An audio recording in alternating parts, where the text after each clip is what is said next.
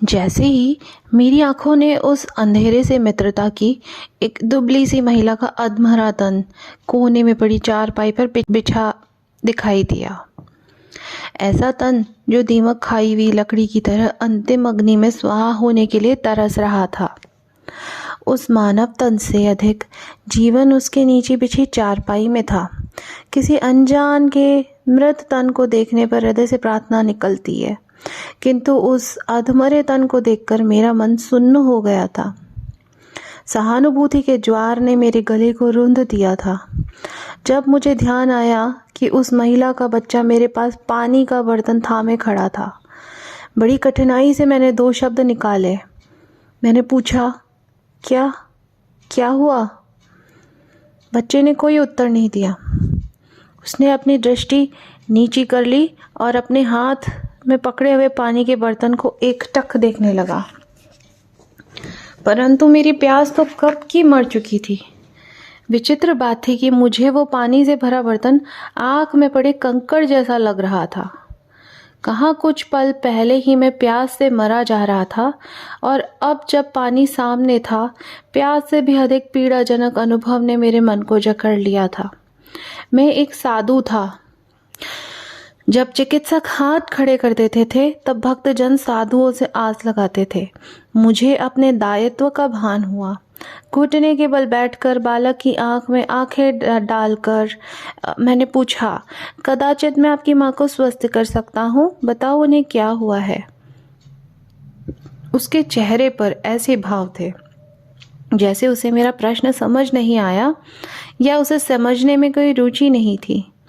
मैंने सरल प्रश्न पूछा, बालक, आपके पिता कहाँ हैं?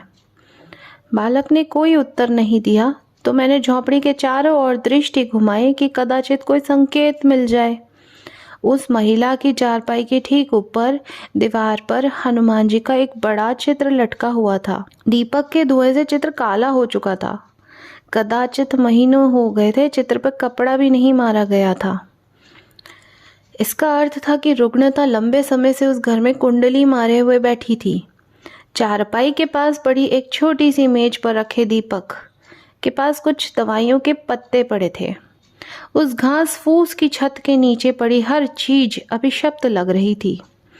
नरक का एक छोटा सा नमूना लग रही थी वो झोपड़ी। कुछ दिव्य था तो हनुमान जी का वह मैला चित्र, जिसके ऊपर मेरी दृष्टि अटक जाना चाहती थी। वह चित्र नहीं, चमत्कार की आशा थी। कदाचित उस परिवार ने तो आशा छोड़ दी थी, परंतु मुझे उस चित्र को देखकर बहुत शांति मिल रही थी। चारों ओर हो रहे पीड़ा के भयानक नाच से दूर भागकर मेरे मन ने उस चित्र में शरण ले ली थी। कुछ क्षण के बाद मैं पुनः उस पीड़ा की वास्तविकता में धड़ाम से गिर गया। 2 जनों ने झोपड़ी में प्रवेश किया था। एक उस महिला का पति और दूसरा गांव का कोई काम चलाऊ चिकित्सक लग रहा था। जब रुग्णता ने हर पल को पहाड़ बना दिया, तो पीड़ा नाशक औषधि देने वाला भी भगवान का रूप लगता है। वो भगवान का रूप औषधि की सुई लगाकर उस महिला की पीड़ा का पहाड़ पिघलाने लगा। मैंने महिला के पति को सहानुभूति पूर्ण किंतु प्रश्नात्मक दृष्टि से देखा। वो कुछ पल मेरे खुरदरे चेहरे में झांकता रहा, संभवतः ये आंकने के लिए कि मैं विश्वास का पात्र था या नहीं। तत्पश्चात उसने आसपास देखा कि उसका बालक तो नहीं सुन रहा था। पूर्णतः आश्वस्त होने के बाद वो धीरे से बोला, मेरी घरवाली है, मृत्युशैया पर पड़ी है, लंबी असाध्य रुग्णता से ग्रस्त है। असाध्य? आपको किसने कहा? इस काम चलाऊ चिकित्सक ने। अरे मूर्ख, अपनी पत्नी को चिकित्सालय में लेके जाओ। न जाने क्यों मैं अचानक क्रोध से लाल हो गया था। कहीं न कहीं मैं उस दुखदायी स्थिति का दोष भगवान से हटाकर व्यक्ति की मूर्खता पर चिपकाना चाहता था।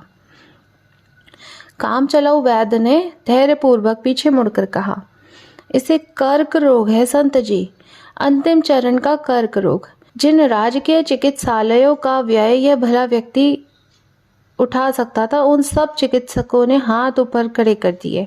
इसका उपचार नहीं हो सकता।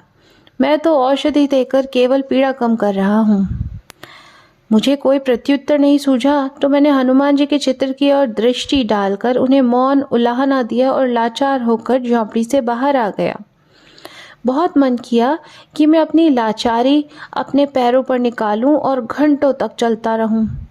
पहले भी जब मैंने संसार के दुख देखे थे तो घंटों बिना गंतव्य चलकर अपने मन को हल्का किया था, किंतु झोंपड़ी के बाहर पेड़ के नीचे चारपाई पर लेटे उस बालक के पास आकर मेरे पांव थम गए।